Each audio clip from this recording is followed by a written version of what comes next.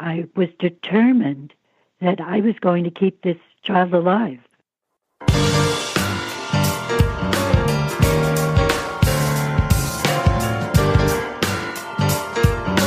Welcome to Heart to Heart with Anna. I am Anna Jaworski and a host of your program. Today I have a very special guest. This is a mom of a dear friend of mine. Today we will be meeting Roseann Franco, and today's episode is called A Family of Faith. Roseann Franco is heart mom to David Franco. She was born in Manhattan, New York, and currently resides in central Connecticut. Roseann had 5 children, Roseanne, Vincent, Andrew, David, and Philip, and was married to Frederick for over 4 decades. Roseann is also a grandmother to 11 grandchildren, 10 heart-healthy children, and 1 angel. Roseann spends her time reading, still mothering her children and grandchildren, and helping out at her church. Today, Roseann will talk with us about discovering that she had a son with a heart defect, her family history of congenital heart defects, and the difficult birth and miracle that happened in her life. So welcome to Heart with Anna, Roseann. Thank you very much, Anna. For those of you who don't know, David Franco is my producer, and I kind of feel like his mom is my mom because she doesn't know this, but we talk about her all the time. So I feel like I know you, Roseann. And of course, I've interviewed your daughter in the past, and I've interviewed your son. I kind of feel like I'm an extended part of the family. You are. Well, I can't wait for us to talk about David because you have seen so much, so let's just get right into it. David was born with a fairly rare congenital heart defect called congenitally corrected transposition of the great arteries, or what some people call l-tga today. Did any of your other children have a heart defect? My first 2 children, Rosanne and Vincent, were born with what they call PDAs, patent ductus arteriosus. Mm-hmm. My daughters did not close up till she was about 2. On Vincent, it almost closed immediately. Oh, wow. And my youngest son, Philip, was born with a VSD, which self-closed. Okay. Which is very common for those listeners who may not know this. ASDs and VSDs are what are commonly called holes in the heart, are the most common types of heart defects. And just like what Roseann experienced, a lot of these children's holes will just close up on their own. So that was reassuring to you, I'm certain, after having seen David have to go through so many surgeries. I'm sure you were relieved to find out that your other son's hole was able to close up on its own. Yes, absolutely. But you said that Roseann had a PDA that did not close. Did she eventually need surgery for that? No, it did eventually close, but she was around 2 years old. They were talking about maybe having to do some sort of surgery.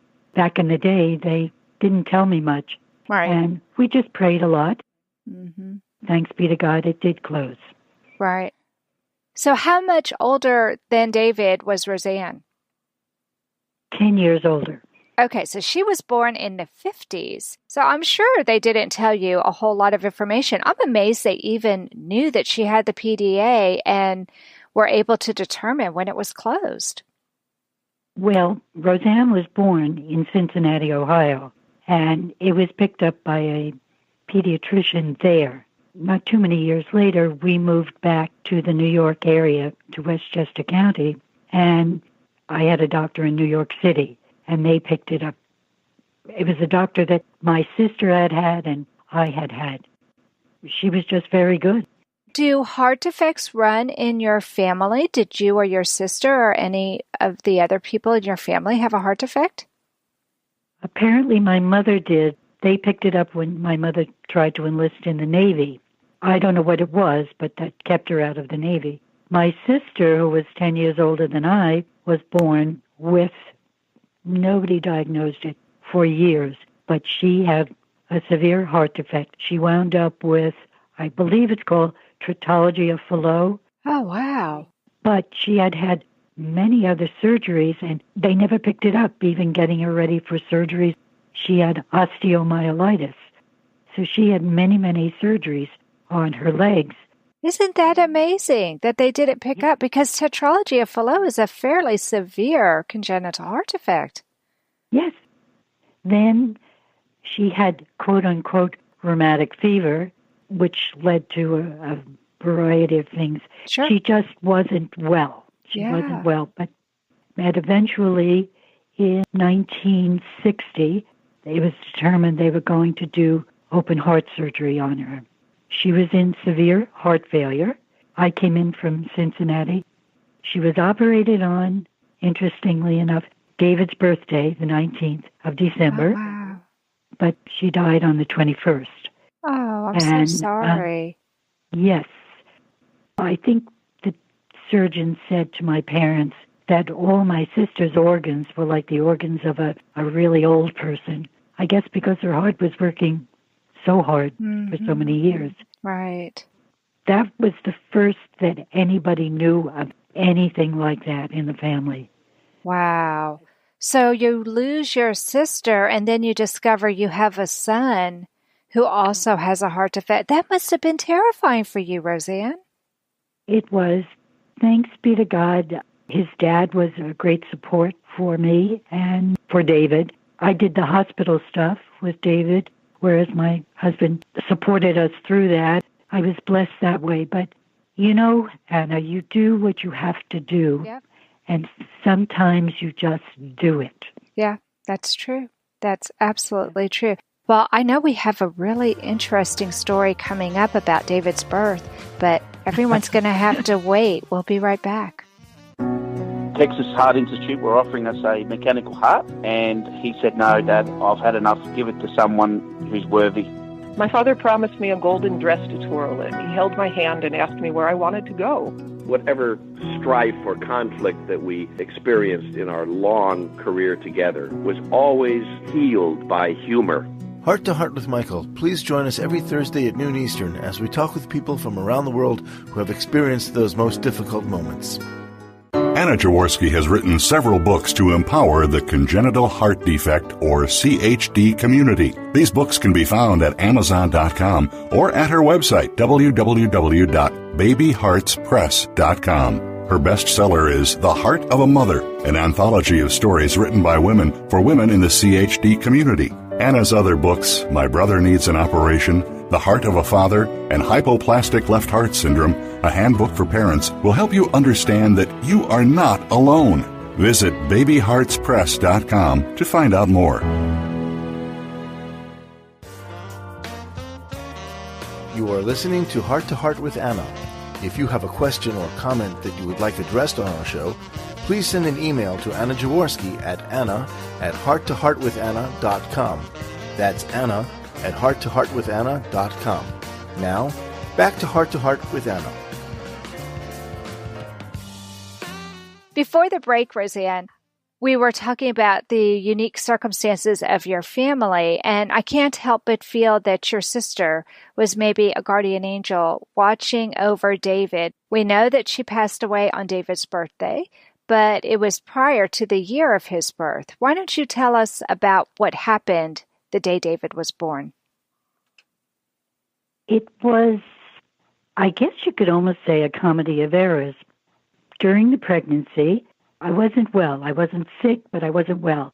Ordinarily, when I am pregnant, everybody says, you really look great. My hair's wonderful, my skin and everything else. I never gained much weight. With David's pregnancy, it was just a little off, and I don't know what that was about. Nonetheless, my obstetrician knew that he was breech position as it was coming toward the end. So he was to be born on such and such a date, but then the night he was born, my husband and I had friends over, Ruth and Al Wells, to dinner.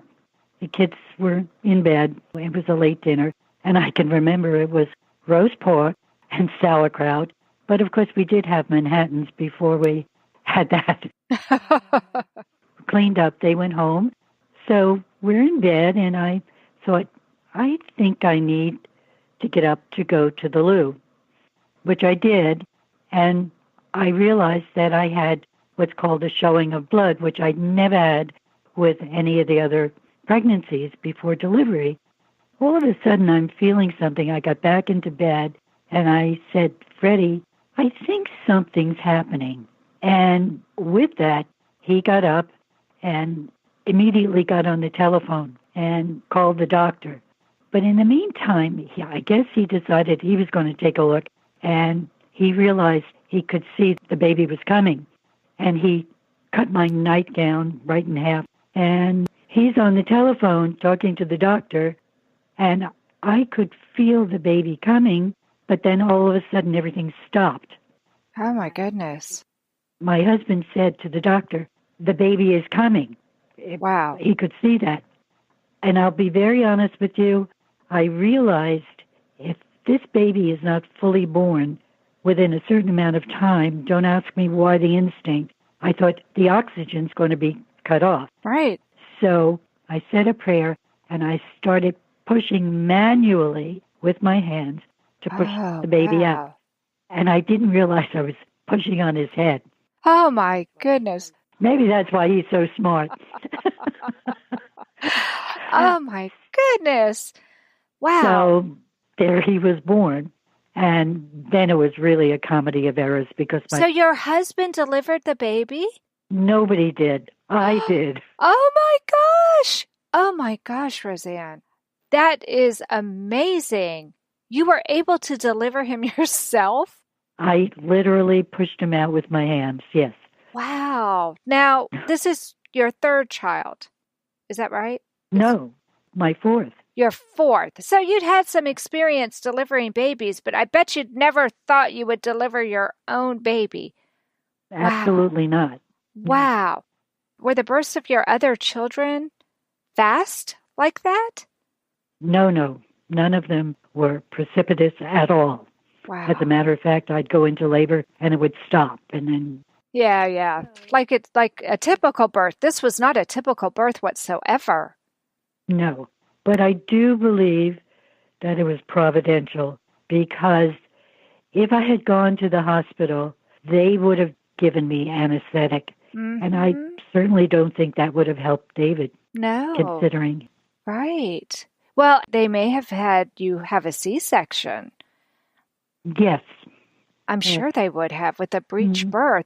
Wow. Do you think when you were pushing on him that you changed his position from breech to... No. His buttocks came out first. Oh, my gosh. That is amazing.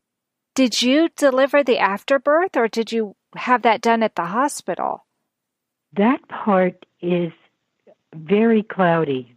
Yeah. For me. I'm surprised you were able to do what you did. I'd have fainted. I'd have been out, conscious on the floor. No, you wouldn't. You know that you're going to save your child. Well, yeah. You know. It's amazing the super strength you can muster when you have no choice. You really didn't. It sounds like you really didn't have a choice. So your husband took you to the hospital. Did your husband cut the cord, or did you? Oh, no, your husband did not take you. Did you have an ambulance come pick you up? Yes, well, that's where the comedy of errors. You had to call the police. We're in Hastings-on-Hudson. It's a small village town in Westchester County. And you call the police, and then the ambulance comes. It's a volunteer ambulance. Oh, my goodness. Yes. The police came to check on this thing, and then luckily, the policeman who came in, he was the sergeant at the time, and he had a family. So he took David in a towel and wrapped him up, just stuck him on top of me. The ambulance came in, the crew came in with the gurney, and we lived in a very old house.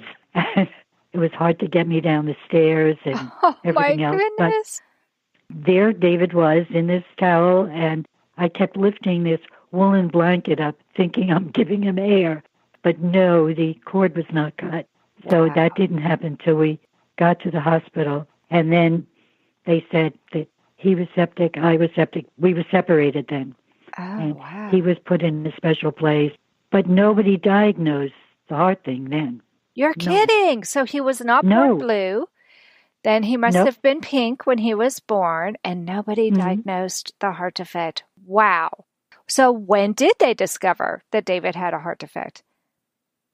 My pediatrician came to the hospital, checked him out right afterwards. This is aside from the fact my obstetrician came to that hospital, but he didn't have privileges, so they didn't let him in. He could only see me on the floor visiting me as if I were not his patient. Oh, my goodness. I told you it was a comedy of errors. Oh, my anyway. goodness, yes. So then on the first visit, you go to the pediatrician. It was 3 weeks later, and Dr. Runtrack listened, and he said he could hear this. I think he called it at the time a thrill. I'm not sure. And he gave me orders, so to speak, to make an appointment with Dr. Dennison Young. He was a pediatric cardiologist, and that was the first time he was diagnosed. Then we went to see Dr. Young. By this time, David's, 4 weeks old, and then they did a fluoroscopy. I can remember they put him in a sling in front of that screen for the fluoroscopy and fed him that, it's like a milk of magnesia thing for the film, which he was not too happy about. I'm sure. So then that day, Dr. Young told me that David had this VSD, ventricular septal defect, and we had to schedule a catheterization. He was 3 months old when he had that cardiac catheterization at Montefiore Hospital in the Bronx. And apparently, from what they told me afterwards, David's veins were very narrow, and whatever liquid they gave him for the contrast or whatever it is that they did, that he was comatose. So, oh my goodness. He was in an isolette for, I've forgotten, about a week and a half. Oh my goodness. Well, were you nursing him at that time? No. So you were using formula? Yes. How was he feeding before you took him in to see the pediatrician? Was he feeding normally? Yes, he was. And he was gaining weight and everything? Yes. And of course, he was never blue. He was never cyanotic at all, even through his whole life. What a miracle that they discovered that he had some heart defects, decided to go ahead and do the fluoroscopy, but then put him in a coma. You must have been terrified. Yes. Hi, my name is Jamie Alcroft, and I just published my new book, The Tin Man Diaries. It's an amazing story of my sudden change of heart as I went through a heart and liver transplant. I can think of no better way to read the Tin Man Diaries than to cuddle up in your favorite Hearts Unite the Globe sweatshirt and your favorite hot beverage, of course, in your Hearts Unite the Globe mug, both of which are available at the Hug Podcast Network online store, or visit heartsunitetheglobe.org.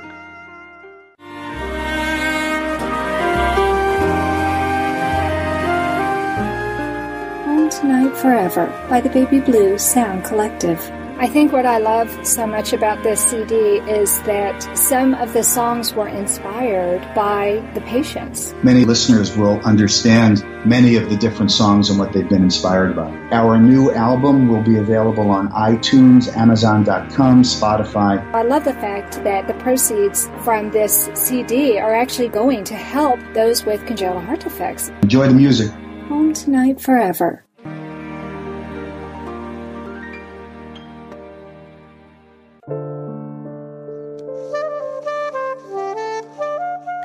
Heart to Heart with Anna is a presentation of Hearts Unite the Globe and is part of the Hug Podcast Network. Hearts Unite the Globe is a non-profit organization devoted to providing resources to the congenital heart defect community to uplift, empower, and enrich the lives of our community members. If you would like access to free resources pertaining to the CHD community, please visit our website at www.congenitalheartdefects.com for information about CHD, the hospitals that treat children with CHD, summer camps for CHD survivors, and much, much more. So you had a son in the hospital who was comatose, and I know you had something else very tragic happen to you at that time. Tell us a little bit about losing your mom and how that played into all of this other drama that you were going through, Roseann. It's really quite remarkable that the day that I was taking David to Montefiore Hospital for the catheterization, we were getting ready in the morning, and I had a call from the doctor in Brooklyn, the same doctor I mentioned earlier, Dr. Rothenberger. She called me to tell me that my mother had a very severe stroke and they had taken her to the hospital. This is the same day I'm taking David down to Montefiore Hospital to have this cardiac catheterization. Wow. So David goes through the catheterization with the results that whatever the reason was, he was comatose afterwards. And that meant my mother was in the hospital in Brooklyn, David's in the hospital in the Bronx. So it meant going back and forth. But my mother did not survive in the hospital except probably about 4 days. And your son was still in the hospital. Oh, yes. Across town. Wow. Yes. Wow. Now, this all happened in Holy Week. Oh my goodness. So you're trying to go to Mass on top of all of this. Well, and then my mother's funeral was on Holy Thursday, but they couldn't have a Mass. So the whole thing was a little bizarre. Then David came home from the hospital. So he just woke up one day? I mean, he's in this coma. What happened? How did... He was in an isolate. He was on oxygen and probably an IV drip. So, I mean, I'm just trying to picture this poor little baby. He's, 4 months old? And they don't even know why. No, he was 3 months. He was 3 months old. 3 months old. And he's comatose. They must have been panicked, too, because I'm sure they didn't see many kids like David way back in the 60s. So they're trying to take care of him. You're rushing back and forth. You lose your mother, and you come back from the funeral. Your son is still in an isolate, in the ICU. How did he improve? I mean, what happened? I don't know, because back in the day, you couldn't always go into that area with the isolates. Right. You know, the incubators and all that stuff. They didn't allow you that kind of freedom that they do now in these NICUs. Yeah. It was entirely different. Mm-hmm. So a lot of times I could be there, but if they were going to do any kind of a treatment, you had to get out of that room. Right. And you weren't allowed to sleep in with the baby. You had to go home for the night. Mm-hmm. Yeah. Parents today have no idea how restrictive things were back then. And I know that because my son was born in the 90s, and they were restrictive with me, but I know they were more restrictive with you in the 60s. Yes, even beyond that. Different times when David would be in Montefiore Hospital with oxygen. I mean, he'd be a little bit older, maybe 7, and they'd have the tent, the plastic tent. I used to go and visit him and stick my hand in to hold on to him. Oh. And the nurses would come and say, you can't do that, and they'd zip him up again. Oh. Yeah. Yeah, because you wanted that skin-to-skin contact. And now we know how important that is. It's so funny because my daughter-in-law just gave birth to my first grandbaby in December of 2018. And that was the thing that they kept saying. And in fact, there was even a bulletin board in the hallway that had a poster talking about skin-to-skin. And so as soon as the baby was born, they gave her the baby to hold. They wanted the mama and the baby to be skin to skin. And then later they let Joey, my son, hold the baby skin to skin. He opened his shirt so he could have the baby skin to skin. So the fact that you had David in a towel, skin to skin with you before you had to take him to the hospital, see, you were doing exactly what they're saying nowadays we should be doing. And them not letting you hold him and not letting you put your hand in there to touch him, that's wrong. And they know that now, but that's so interesting. Okay, I am just stunned by the course of events that your family had to go through. Talk about a roller coaster ride of the elation of having a baby and you delivering the baby safely, that is a miracle in and of itself. Then losing your mother, it doesn't get much lower than that. And then almost losing your son to going up into the high where now you can take the baby home. What was the biggest lesson that you learned going through this formative time in David's life? The lesson I learned was that it was a miracle that he had survived. I was determined that I was going to keep this child alive. Yeah. And he did survive. And I was afraid I wasn't adequate at this, but there was no one else to do it. I mean, his mother, he was at home. And your husband wasn't able to really help you at that time? Was your husband at work when you were trying to do this? Yes, he was at work, and the other children were at school. Sure. But you just have to carry on. You can't fall to pieces because nobody else is going to be there. Actually, you just know that it's what you have to do to keep your child alive. And that's what it's all about. What I hear from you is that faith played a huge role in your life. Absolutely. Without it, I definitely couldn't have gotten through, and David couldn't have gotten through, that's for sure. And it was faith that you had that kept you going. And I can't help but wonder, all of this was happening to David during Holy Week. I can't help but feel that God had his hand on David. Yes, I believe that. A little further on in his life, I really believed that God kept him alive because he had a purpose.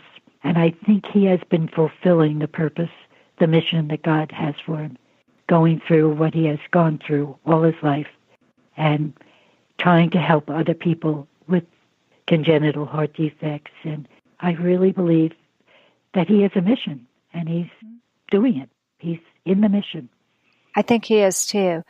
For those of you who are listening who don't know, David is the producer of my program, and he is also frequently the sound engineer. So David wears multiple hats with Hearts Unite the Globe, which is the nonprofit that pays for us to have this free podcast available to anyone in the heart community. And I do believe that his whole story is very special and very unique and also very inspiring. Did you know that I'm asking David to write for a book that I'm putting together?